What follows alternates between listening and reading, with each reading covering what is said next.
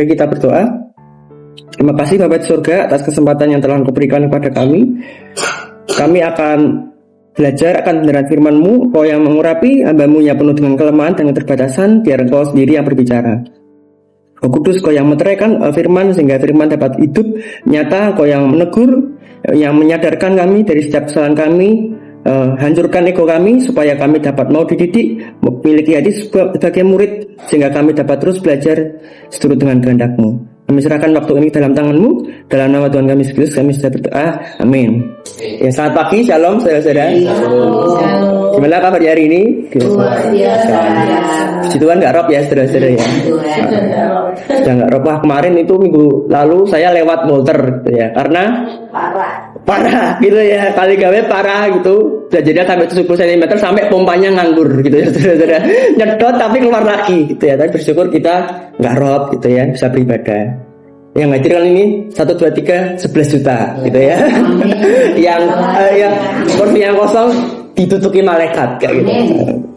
Oke, baik saudara-saudara. Jadi tema khotbah saya mengikuti bulan ini yaitu bersama Kristus menghadapi segala tantangan. Ya, soal tantangan lagi ya saudara-saudara. Jadi bulan ini kita berbicara tentang tantangan. Nah, bisa di next, Pendeta. Nah, semua orang di dunia ini tuh pasti menghadapi namanya tantangan di dalam hidup ini. Betul apa betul, saudara-saudara? Betul. Nggak ada toh yang ada tantangan, ya. Mau ke gereja ada rob, gitu ya, rob mengadang, ya. Mau bangun ngantuk, gitu ya. Saya tadi bangun jam 4 gitu ya, karena berita itu naik kereta, ngantuk kayak gitu, melawan kayak gitu, harus melawan.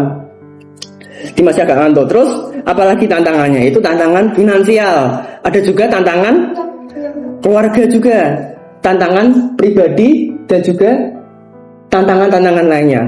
Nah, sebagai orang percaya, ya, sebagai orang percaya, respon kita sebenarnya yang menentukan saudara-saudara. Jadi bukan masalah yang berpengaruh, tapi apa saudara-saudara? Itu respon kita dalam menghadapi masalah itu. Apakah kita mengandalkan kekuatan diri kita sendiri, pemikiran kita sendiri, atau kita bergantung pada kekuatan Tuhan, saudara-saudara. Nah, kita mau pelajari di sini adalah yang akan kita pelajari yaitu bahwa bersama Kristus kita akan dimampukan dalam menghadapi segala tantangan di hidup ini. Jadi kita akan belajar bersama-sama bahwa bersama dengan Tuhan kita dapat menghadapi segala tantangan atau persoalan dalam hidup ini. Nah, ada 2 poin penting yang akan saya sampaikan di sini. Yang pertama adalah kualitas iman kita teruji melalui berbagai tantangan. Bisa di next. Nah, saya akan bacakan kepada saudara-saudara ayat yang sudah dibacakan tadi. Filipi 4 ayat 13 ya. Kita akan baca ya, saya akan bacakan untuk saudara-saudara semua. Segala perkara dapat kutanggung di dalam Dia yang memberi kekuatan padaku. Nah, segala perkara ini tidak hanya di situasi yang senang, dapat berkat, dapat promosi, tapi segala perkara ini segala peristiwa, segala musim kehidupan dalam kehidupan kita, segala waktu dalam kehidupan kita dapat kita tanggung bersama dengan Kristus Yesus. Nah, kalau saudara melihat di sini, Rasul Paulus menulis surat ini saat ada di penjara, saudara-saudara. Saat ada di penjara di Roma. Dan selain itu juga di ayat sebelumnya Rasul Paulus mengatakan bahwa dia mengalami kekurangan juga, ya. Jadi kalau kita bisa melihat di sini bahwa iman Rasul Paulus teruji melalui kesulitan yang dihadapi Paulus ini saat Paulus berada di penjara itu. Jadi iman Paulus teruji saat dia mengalami situasi yang sulit di dalam kehidupan Paulus ini. Jadi Paulus tidak hanya sekedar mengajar, tapi menghidupi apa yang dia ajarkan, saudara-saudara. Karena dia di penjara, dia mengalami kekurangan, dia tahu apa rasanya kekelimpahan, kekurangan, sehingga dia bisa berkata bahwa segala perkara dapat ditanggung bersama dengan Kristus. Nah, demikian juga dalam hidup kita, saudara-saudara. Ya. Bagaimana cara pandang kita menghadapi tantangan itu menentukan cara kita mengatasi tantangan itu. Nah, sebenarnya kenyataannya, ya, tantangan itu baik, saudara-saudara ya. Mungkin sulit ya, tantangan itu baik sebenarnya. Tapi kita sendiri menganggap bahwa tantangan itu adalah hal yang tidak baik. Karena sebenarnya di dalam tantangan itu adalah kesempatan kita untuk bertumbuh. Jadi di dalam tantangan itu adalah kesempatan kita untuk meningkatkan iman kita, untuk memperkuat iman kita bersama dengan Tuhan. Saat rob, baik itu kan, air rob. Nah Tuhan menguji respon hati kita, tetap ke gereja apa enggak gitu ya. Nah itu kan. Saat ada anak kita yang bermasalah, Tuhan menguji respon hati kita. Sabar apa enggak? Ya. Penguasaan diri apa enggak? Ya. Saat ada yang datang cuma sedikit, 1, 2, 3 orang, tetap memandang Tuhan apa enggak? Tetap melayani Tuhan apa enggak? Nah, dan juga segala peristiwa lainnya. Nah, di situ Tuhan menguji kita, menguji iman kita. Jadi iman kita justru bertumbuh dengan pesat di situasi yang sulit. Ya, jadi iman saat di situasi yang sulit itu adalah justru kesempatan iman kita bertumbuh dengan lebih pesat, dengan lebih signifikan, saudara-saudara. Itu luar biasa dibandingkan saat kita berada di situasi yang sulit. Coba kalau enak-enak aja, ya kan, hidupnya diberkati, hidupnya dipromosikan, nggak ada masalah, ya malah jauh dari Tuhan, meninggalkan Tuhan, ya, melupakan Tuhan. Kalau saudara melihat di negara-negara Eropa, Amerika sekarang, mereka sebagai ateis. Gereja yang dulunya gereja jadi bar, jadi restoran, karena mereka pakai kekuatan mereka sendiri. Nah, karena itu dengan masalah itu adalah membuat kita semakin dekat kepada Tuhan dan semakin bergantung pada Tuhan. Amin, saudara-saudara.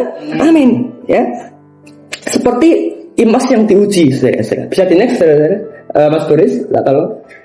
Nah, itu adalah ilustrasi emas, ya. Itu adalah gambar emas, saudara-saudara. Emas yang dilelehkan. Nah, saudara, berapa derajat titik lelehnya emas, saudara-saudara? Bukan 100 derajat, saudara-saudara. Bukan 200 derajat. Tapi 1064 derajat Celcius, saudara-saudara, bayangan. Nah, jadi emas itu harus dilelehkan sampai 1064 derajat Celcius. Nah, tujuannya apa? Emas itu dilelehkan supaya bisa dibentuk menjadi produk yang baru.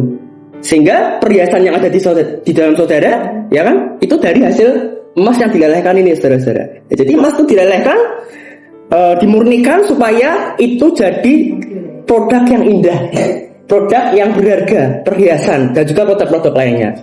Nah, demikian juga dalam hidup kita. Kadang masalah-masalah datang itu untuk melelehkan karakter-karakter kita yang buruk, untuk menghancurkan ego kita, menghancurkan karakter-karakter kita yang buruk. Mungkin saudara yang emosional, Tuhan akan menghancurkan saat Tuhan menghadapkan dengan orang-orang yang membuat saudara kesal. Ya, mungkin bagi saudara yang memiliki masalah dalam ego saudara, Tuhan akan mempertemukan dengan orang-orang yang perlu ditolong. Bagi saudara lain mungkin yang malas melayani Tuhan, ya, dikasih pelayanan supaya rajin melayani Tuhan. Bagi saudara yang masih mengandalkan diri saudara sendiri, atau saudara yang masih mengandalkan uang, ya, saudara, Tuhan akan bisa menghajar saudara dengan mengambil uang yang ada di dalam saudara. Setiap orang punya ujiannya masing-masing. Ya, seperti emas, ya. Sebelum mas ya. Emas tadi titik lelehnya berapa, saudara? 1064. Nah, kita pun juga masih derajatnya masing-masing. Semakin tua, semakin sulit diubah. Orang yang emosional dari muda, marah, pas tuanya derajatnya lebih tinggi, itu. Ya karena sudah terbentuk keras, terbentuk kuat deh yang Tuhan alami sendiri. Dibandingkan yang dari muda taat, dari muda mengendalikan diri itu derajatnya lebih kecil. Ada yang 100 derajat, 200 derajat, 500 derajat. Nah, makanya ya bukan masalahnya bukan derajatnya itu, tapi bagaimana respon kita mau dibentuk. Makanya setiap hari saya ngakui dosa, apa yang dosa saya lakukan, saya terus bertumbuh supaya derajatnya makin berkurang, gitu ya.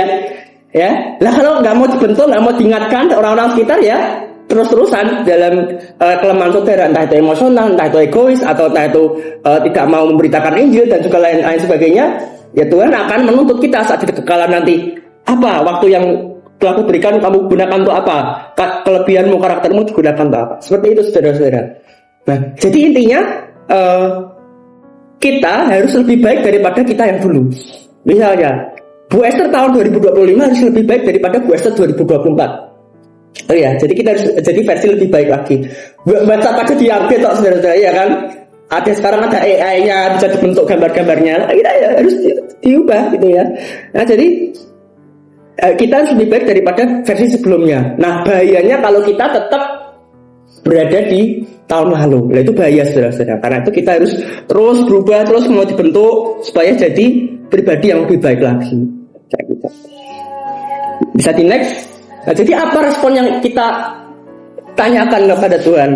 Nah, jadi ya, apakah kita ngeluh kok saya terus yang ditugasi kita ya, yang bagian tugas harusnya ini si A, aku terus yang ditugasi, kok aku terus dapat masalah satu selesai, masalah lagi yang lebih besar. Nah, itu kan kita mengeluh sama Tuhan, sambat kalau bahasa jelas Jawanya. Tapi apa yang harus kita tanyakan saat kita menghadapi masalah? Yang harusnya kita tanyakan adalah, melalui masalah ini Tuhan, apa karakter yang ingin kau bentuk dalam masalah ini? Kebaikan, kesetiaan, penguasaan diri. Atau dari masalah ini, Tuhan, apa yang menjadi rencanamu di dalam masalah ini? Nah, ini yang harus kita tanyakan. Nah, sehingga kita tidak mengeluh, tapi kita mendapatkan mutiara-mutiara, mendapatkan berkat dari masalah itu. Ya, pasti ada rencana Tuhan di balik setiap masalah yang saudara hadapi. Dan setiap orang kan berbeda-beda tadi ya.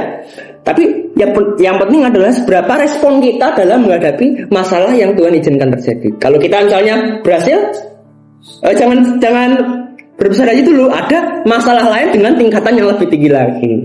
Ya, jadi kita tak rendah hati, tak mau dibentuk. Tanya Tuhan, apa yang Tuhan kehendaki dari masalah ini? Apa yang Tuhan mau dari masalah ini? Pasti untuk kebaikan kita. Karena Allah bekerja dalam segala sesuatu untuk mendatangkan kebaikan bagi kita. Itu yang pertama, saudara-saudara. Kualitas iman kita teruji melalui berbagai tantangan.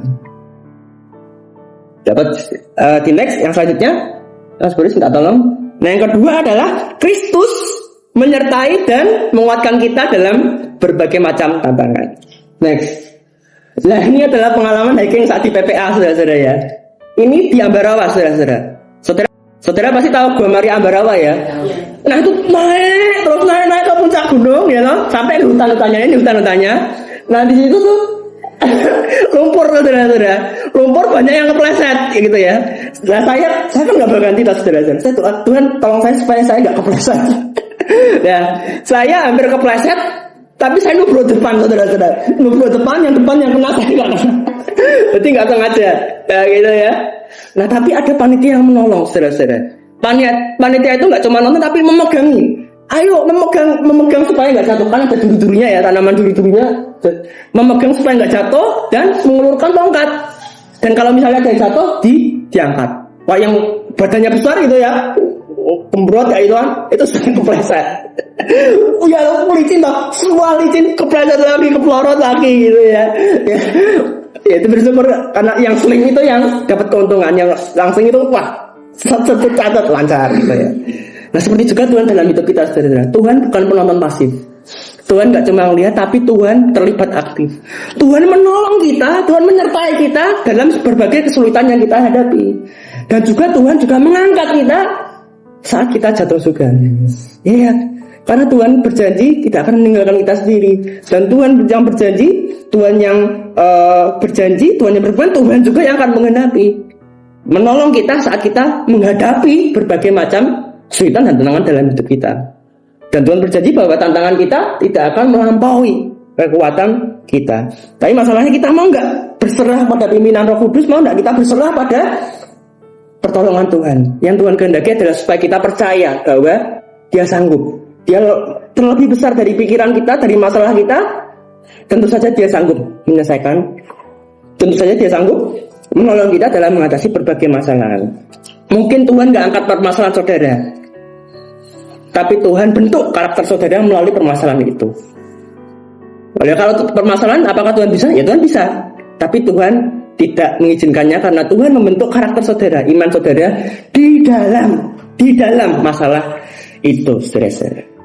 Ya, seperti dalam kisah tokoh-tokoh Alkitab ya. Jadi next ya, sebenarnya ya. Ya Elia, ya kan? Ya tokoh besar, saudara. Elia tokoh besar, tapi ya dia mengalahkan 400 nabi Baal, saudara ya, menantang 400 nabi Baal dan dikalahkan. Nah, setelah itu apa yang terjadi? Elia putus asa, mau dibunuh dan kejar-kejar sama Isabel kayak gitu kan. Aku putus asa, tapi akhirnya apa, saudara? Tuhan memberi dia makan Akhirnya dari kekuatan ilahi itu Elia dapat berjalan selama 40 hari ke Gunung Horeb. Luar biasa, itu adalah kekuatan ilahi dari Tuhan. Amin, saudara-saudara. Amin, ya. Biar gak ngantuk ya. Oke. Nah, selanjutnya setelah Elia apa? Rasul Paulus, ya. Dalam pelayanannya pun Rasul Paulus juga disiksa, didera, ya kan? Kemudian dipenjara juga. Tapi dia tetap menjalani panggilannya juga. Dan akhirnya dia menjadi rasul yang mencatat lebih dari rasul yang mencatat lebih dari 10 surat yang lebih daripada murid-murid Yesus. Jadi karena kekuatan dari Tuhan, kekuatan ilahi dari Tuhan, Elia dan Rasul Paulus juga mampu melakukan hal-hal yang tidak terduga, saudara-saudara. Luar biasa, itu melampaui kekuatan dari manusia itu sendiri, kekuatan dalam keterbatasan manusia. Nah, siapa yang bisa kita pelajari? Yang pertama, kekuatan kita yang sejati berasal dari Tuhan.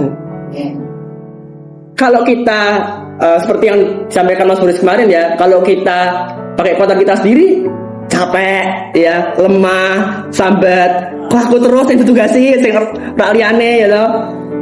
Kok rap lagi, masalah lagi. Tapi kalau kita pakai kekuatan Tuhan, ada semangat, ada kekuatan, ada pemahaman baru, sehingga kita memandang masalah dengan sudut pandang dari Tuhan itu sendiri. Nah, yang kedua, ya, dari kekuatan Tuhan ini apa yang kita pelajari? Kekuatan yang berasal dari Tuhan memampukan kita melakukan hal-hal yang tidak terduga. Luar biasa. Bagi saudara yang punya keluarga, bayangkan sudah membesarkan berapa anak sampai sekarang. Itu karena kuasa Tuhan, saudara-saudara. Ya, bagi saudara-saudara yang dibebaskan dari masalah finansial, dari masalah kesehatan, bisa dipulihkan dari siapa? Dari Tuhan, saudara-saudara. Kalau tidak dari Tuhan, ya tidak akan bisa. Jadi dengan kekuatan dari Tuhan, dengan kuasa dari Tuhan, kita dapat melakukan hal-hal yang di luar kemampuan kita, hal-hal yang di luar kapasitas kita, karena Tuhan yang bekerja di dalam hidup kita, saudara-saudara. Jadi tokoh-tokoh iman itu sudah mempraktekannya. Nah, demikian juga kita bisa melakukannya, karena Roh Allah juga ada di dalam kita, sehingga kita dapat dimampukan melakukan hal-hal yang luar biasa kalau kita mau berserah pada pimpinan Tuhan itu sendiri.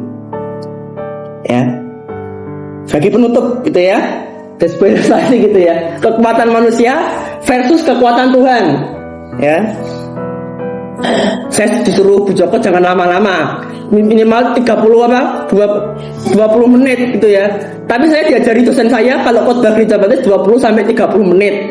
Ya, saya harus nurut siapa gitu kan. Gitu kan. Sudah, poinnya aja sederhana kayak itu kan, jangan kayak anak kuliah gitu ya. Jadi ya saya coba gitu. Ya, kita lanjutkan ya, saudara-saudara. Ya, kekuatan manusia versus kekuatan Tuhan.